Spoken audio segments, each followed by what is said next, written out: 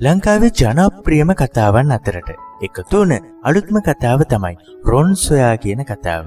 ඉතින් සතියේ දින 5ම රාත්‍රී 8:30ට විකාශනය වන මේ කතාව තුළින් කලාවට ආපු අලුත්ම තරු තුන තමයි රසන්දි කවීර්ණා, ඉන්දුවර සයාගී සහ නේසර සෙනවිරත්න.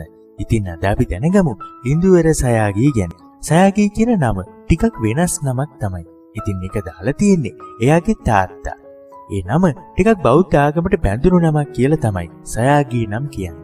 කුරුණෑගල මාවතගම ප්‍රදේශයේ පදිංචි ඉන්දුවර සයාගී අධ්‍යාපනය හදාරන්නේ කුරුණෑගල මලියදේව විද්‍යාලයෙන් සහ ඩී.පී. වික්‍රමසිංහ විද්‍යාලයෙන් තමයි.